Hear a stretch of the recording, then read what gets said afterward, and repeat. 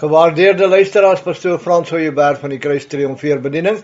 Ek groet in die naam van Jesus Christus, ons verlosser, ons zaligmaker en ons komende koning. Ek hoop u is net so opgewonde soos ek, om net te weet, dat wanneer ons kyk na wat in hierdie wêreld gebeur, ons moet opkyk boontoe, want die Bybel sê kyk boontoe, want jou verlossing is naby, die verlossing van hierdie liggaam. Ek sit vanoggend hier, voor die microfoon, en ek is moeg, want ek het hierdie week 'n siekte gehad. Ek is moeg, ek is amper nie asem om die woord te bedien nie. Ek het pyn in my bors. Dit was glad nie 'n baie goeie week sover nie. Maar ten spyte daarvan, ten spyte van hoe ek voel en hoe my liggaam is, my gees en my siel is wakker en kyk uit vir die trompet wat blaas. En wanneer daai trompet blaas, dan gaan my liggaam, die siekte wat hy nou dra, agterlos en is verby. Ons stap in die heerlikheid van God in, ons stap in die krag van God in, ons stap in die majesteit van God in, ons stap in die hemelse heerlikheid in.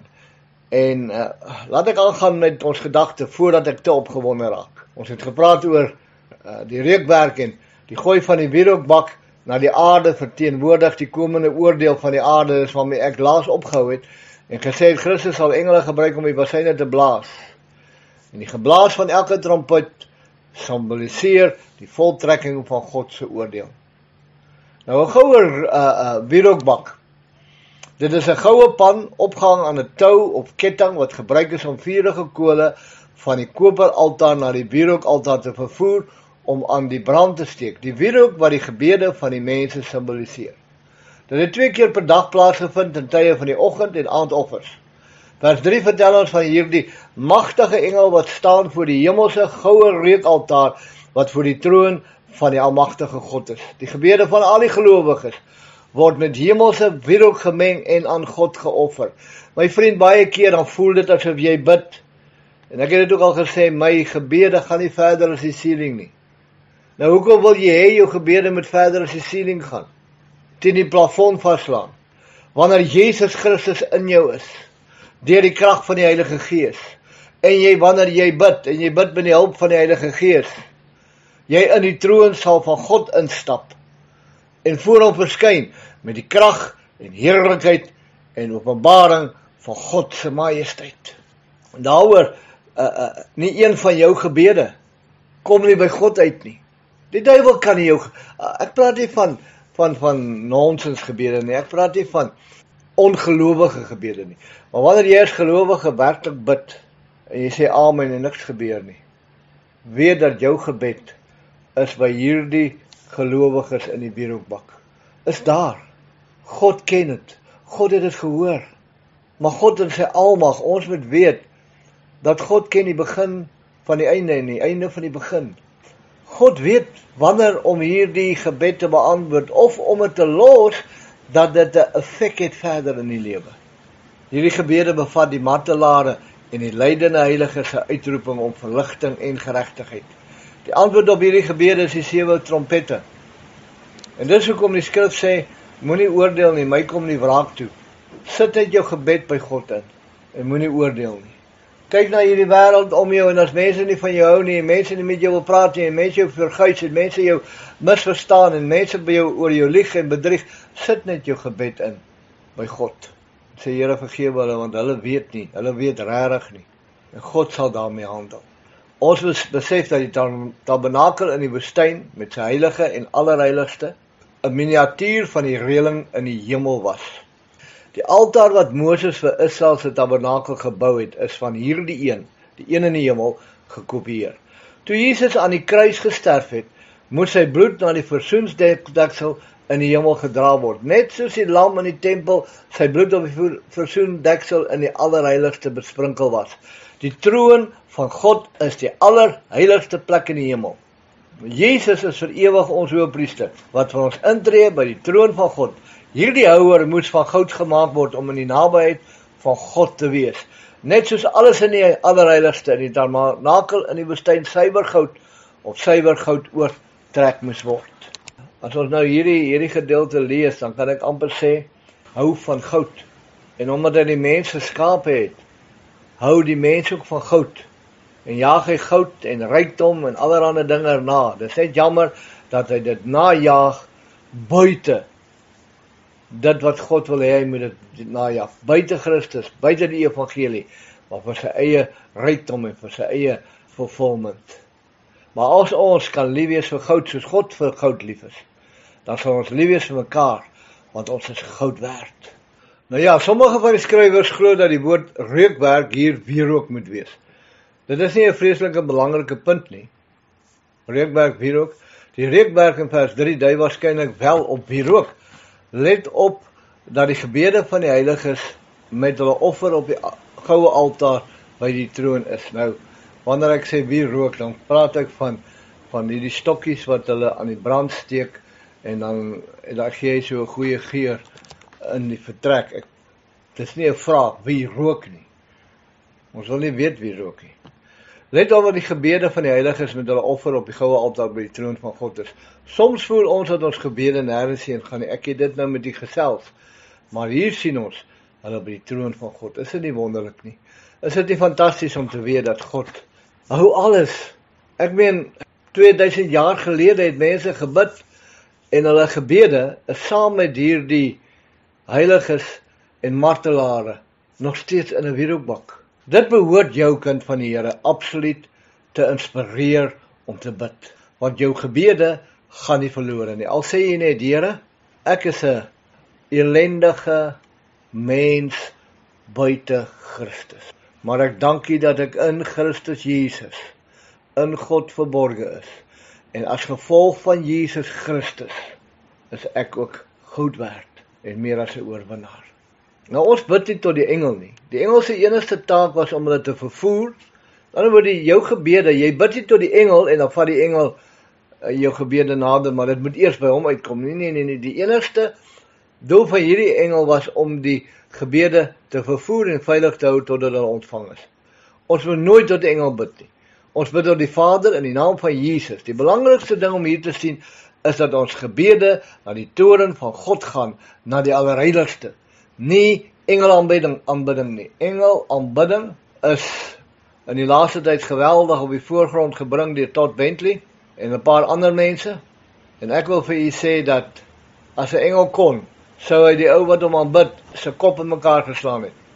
Want elke keer wanneer ons sien in Openbaring, wanneer Johannes voor die engel wil neerval, ons sê die engel, nee, moenie my aanbid nie, ek is net 'n skepsel soos jy. Want ons gebede gaan die toon van God na die allerheiligste. Die donderslae, weerligstrale en aardbewing is die gevolg van die vuur van die altaar, wat aandui dat die optrede van die hemel 'n responsiewe aksie op aarde initieer. Soos die gebede vir die heiliges om wraak van die altaar af geneem word, is daar skrikwekkende geluide, ligflitsse en 'n aardbewing op die aarde, wat die feit bekendstel dat die 7 engele op die punt staan om hulle trompette te blaas. Vuur van die brandofferaltaar beteken dat God die gebede van die heiliges aangeneem het. Hierdie vuur wat van die altaar geneem en op die aarde gegooi is die woede van God. Ons God is 'n verterende vuur. Nou mag dit miskien die volgende woorde wat ek gaan sê, mag miskien vir u in die genade tydperk, waar daar soveel gepraat word oor die liefde van God, oor die genade van God, oor die krag van God, oor die heerlikheid van God, dat dit wat ek nou gaan sê, nie baie maklik gaan afgaan nie. Maar ek gaan vir u sê dat in Genesis het God op 'n stadium gesê, my gees sal nie langer met die mens stry nie, sy dae sal 120 jaar wees. Met ander woorde, God se genade, daar is 'n tyd wat hy moeg word vir die sondes van die wêreld, wat hy moeg word vir die arrogansie van die vyand, van die sondaar, wanneer hy moeg word vir hierdie siel wat sondig, en wat hy dan alle bande met hom breek. Dis kom ons en ons sê, met hierdie wat ons nou na kyk, God is kwaad. Hy het besluit, dit is tyd om diegene op die aarde te straf, wat Jesus Christus as 'n verlosser verwerp het en teen Israel is. Net soos God Sodom en Gomorra finaal vernietig het, toe hulle nie wou bekeer nie, is daar 'n tyd wanneer die vuur van God as straf op hierdie aarde sal neerdal. En verder lees ons van 'n aardbewing, sekerlik van gelyke of groter intensiteit as die een wat in die 6de seël beskryf word. Dwars deur die Bybel is al hierdie natuurrampe wat genoem word donderslae, weerligstrale, aardbewing, God wat met die mensdom handel. Dis nie anders nie, en ek glo dis letterlik. 'n verskriklike storm vind bo die grond plaas en 'n verskriklike skudding daaronder vind ook plaas. Die toorn van God het begin toe die wêreld die groot verdrukking binne gegaan het. Nou vra ons die vraag, is die trompetoordele letterlike oordele? Die beste manier om te besluit of die bassynoordele letterlik of simbolies is om dit in verband met die plaag van Egipte te bestudeer, soos gevind in Eksodus 7 tot 11. 5 van die plaag van Egipte word in die boek Openbaring herhaal. Niemand suggereer dat wat in Egipte gebeur het nie letterlik was in sy vorm van oordeel oor die opstandige Egiptenare nie. Ons kan dus tot die gevolgtrekking kom dat dieselfde ding tydens die verdrukkingstydperk geld en dat die bassynoordele fisiese oordeel oor die aarde inbring. Die enigste uitsondering is dat die trompette wat gebeure buite menslike begrip bekendstel en selfs hulle beïnvloed mense fisies. Ons lees hier soos in vers 2 van die 7 engele wat op bevele gewag het om te beweeg, klaarblyklik agtereenvolgens, miskien deur hulself te rangskik in die volgorde waarin hulle sou blaas. Die weg is nou voorberei vir die blaas van die trompette en vir die vreeslike rumoer en verandering wat daardeur aangedui sou word. Dit raak al erger in die groot verdrukking. Hierdie week het ek weer met iemand gesels en die gesprek was rondom groot verdrukking. As jy die wegraping mis, gaan jy in die groot verdrukking 'n kans kry? Ja, jy gaan. Maar ek wil vir jou sê, daar's 'n skrif hier en ek het hoeveel keer herhaal en hoekom ek dit oor en oor sê is omdat dit vir my geweldig belangrik is. Dit is vir my 'n waarheid. Die Here het gesê as jy maar warm of koud, maar nou as jy lou, gaan ek jou uit my mond uitspuug. Daai uit die mond uitspuug gebeur met die wegraping. Nou sê jy goed, dis reg. Maar daai wat dan uitgespoeg word, daai wat lou is vir die Here, wat van hulle? Ja, hulle het 'n kans. Maar dit gaan baie moeilik wees. Want as jy nie nou vir die Here kan leef, warm vir die Here kan leef, en daarop staat maak, ag ek sal my maar bekeer wanneer die groot verdrukking begin het. Moenie so seker wees dat jy dit gaan maak nie. Moenie so seker wees dat jy gaan kan staan en bly nie, want daar gaan jy nie meer die krag van die Heilige Gees hê soos jy hom nou het nie. En daarmee sê ek nie die Heilige Gees is nie daar nie. Want niemand kan by Christus en die Vader uitkom as die Heilige Gees nie hulle harte voorberei en daar is om dit by te staan nie. Maar dieselfde bystand wat die Heilige Gees gehad het hier op aarde in die gelowige as die liggaam van Christus, is in die 7 jaar is hy nie meer in die gelowige nie. Hy staan op sy. En nou sal jy moet betaal, jy gaan hemel toe op dieselfde voorwaardes glo in die verlossingswerk van Jesus Christus, maar jy gaan betaal met jou lewe. En jy wat lou is nou, waar daar geen gevaar is nie. Ja, miskien is jy warm dan, of jy skrik. Ek weet nie, maar ek wil net vir jou sê, moenie daarop staat maak nie. Word nou warm vir die Here, want die groot verdrukking gaan nie 'n speletjie wees nie. Die laaste seël word oopgemaak en die hemel staan in spanning om te weet wat openbaar moet word. Die heiliges, gevul met sorg, het hulle gebede gedoen. Die vuurpan van kole is op die aarde gegooi, asof hierdie oordele nie meer deur gebed verhinder kan word nie. Met ander woorde, God gooi die gebede weg en sê, nou kan niemand meer bid om hierdie ding te voorkom nie, want dit is vas en dit is verseker. En die engele maak gereed om die trompette te blaas, wat aandui van wat gaan gebeur. Vers 4, en die eerste engel het geblaas, en daar het haal en vuur gekom, met bloed gemeng, en is op die aarde gegooi. En 'n derde van die bome het verbrand, en al die groen gras het verbrand. Die eerste basyn bring letterlik vuur en haal, en veroorsaak die vernietiging van die meeste van die plante groei op die aarde. Hongersnood en 'n gebrek aan suurstofproduksie sal die gevolg wees. Dit kan vulkaniese uitbarstings beskryf wat beslis die gevolg gaan wees van die aardbewing in vers 5. Die stoom en water wat deur sulke uitbarstings in die lug gegooi word, kon maklik in 'n haal kondenseer en saam met die vurige lava aarde toe val. Stof en gaste kan vallende vloeibare water so besoedel dat dit bloedrooi lyk. Nou die eerste trompet is haal, vuur en bloed, ys en vuurreën uit die lug en verbrand 'n derde van al die aarde se bome en al sy gras. Dit is 'n ekologiese ramp sonder parallel met hierdie punt in die geskiedenis van die mensdom. Die resultaat is onberekenbaar. Die lavastroom sal 'n brandende vuur skep wat 1/3 van die aarde se woude verwoes. Om sake nog erger te maak, voeg Johannes ook by dat bloed met die haal en vuur aankom, soos die profeet Joël voorspel het. Gaan dit nou lees, ek wil net vir u sê, ons kyk nou na wat op aarde gebeur, maar ons moenie uit fokus en dit uit ons oogpunt verloor nie, dat dit gaan nie oor dit wat op die aarde gebeur nie, dit gaan nie oor hierdie vuur en bloed nie, dit gaan oor Jesus Christus, wat steeds die oorwinnaar is, al handel hy met sy vyande op hierdie manier. Joël 2 vers 30 sê, ek sal wondertekens gee aan die hemel, en op die aarde, bloed en vuur en rookpilare. Hulle word nou vrygelaat en aangesê om hierdie dinge te doen. Sommige godsdienste sal vir jou sê dat God nooit straf nie, maar dit is nie waar nie. Dit is straf van God, die duiwel doen dit nie. Dit word gedoen in opdrag van God.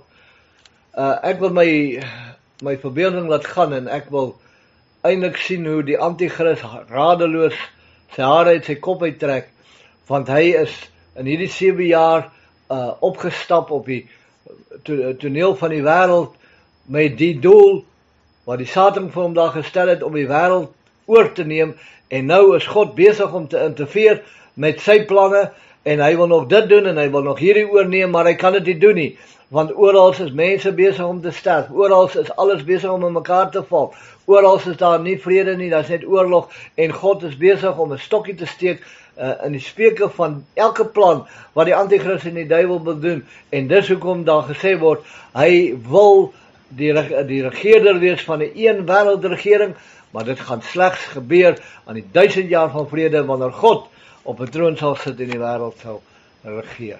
Nog 'n plek waar hierdie vreemde verskynsel van vuur en haal gemeng val, is in Exodus 9:24, en daar was haal en onophoudelike vuur binne in die haal, baie swaar, soos in die hele Egipteland nooit gewees het, vandat dit aan 'n volk behoort het nie. Albei strawwe kom van God af.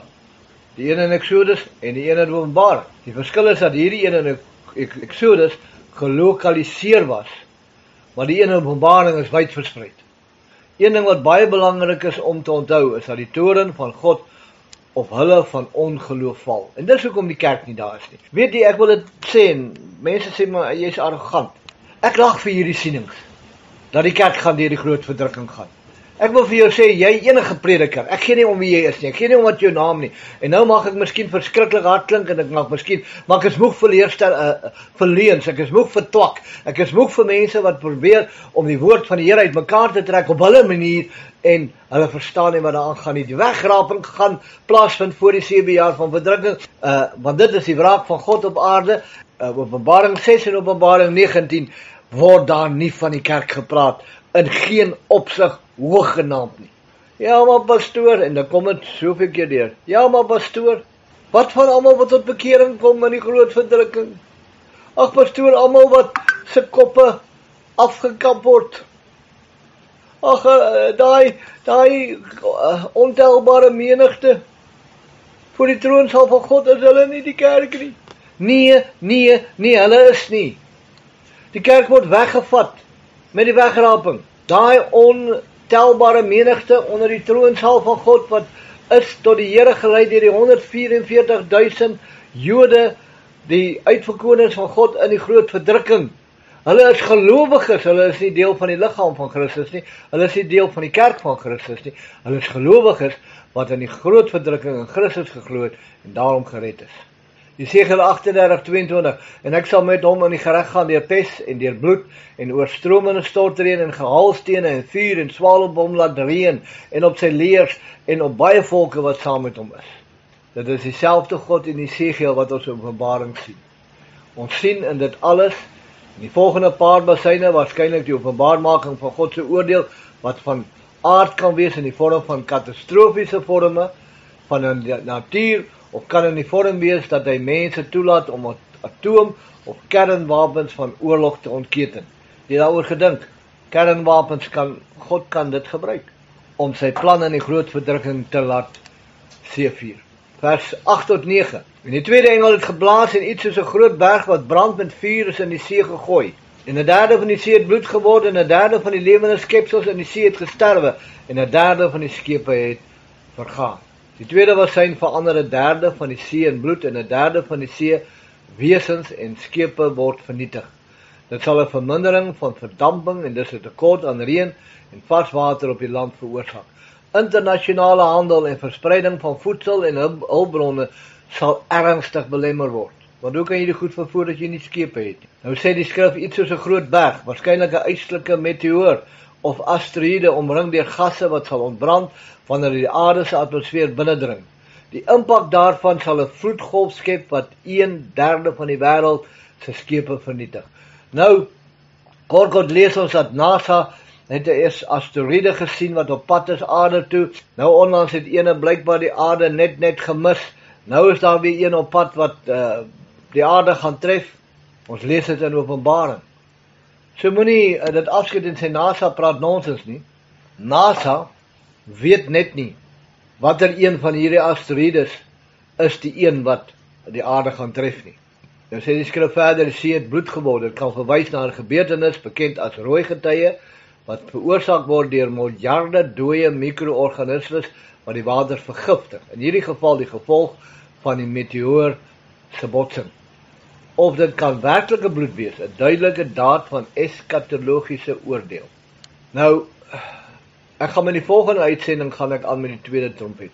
En ek wil weer eens, soos ek dit so verkeerd sê, ek probeer om mense te bereik deur wat ek ook al op hierdie groepe sit. My vriend, maak jou saak met die Here reg. Lou Christen, kom by die Here uit. Warm Christen, vertel mense van die Here. Die groot verdrukking of dan die wraak van God in daai 7 jaar gaan nie 'n grap wees nie. Baie dankie Here dat ons 'n uitvlug het. Mense beskuldig ons dat ons glo in 'n ontvlugtingsteologie en dis nie ons wat dit so noem nie, dis die Bybel wat sê dat kyk wanneer hierdie dinge begin dat jy dit kan ontvlug en voor die seun van die mens Jesus Christus kan gaan staan. Dankie Here dat wanneer ek sal nog hierso sit, in die volgende oomblik sal ek die Here Jesus Christus in die lig ontmoet. Ons dankie daarvoor in Jesus naam. Amen. Al wat ek nog moet sê is gaan en wandel nou waardig die roeping waarmee God jou geroep het en Maranatha, Jesus kom weer. Maar as hy vertoef om te kom, mag hy vir ons kans gee om nog 'n deel van die boek Openbaring te behandel. Ons sê vir hom dankie in Jesus naam. Amen.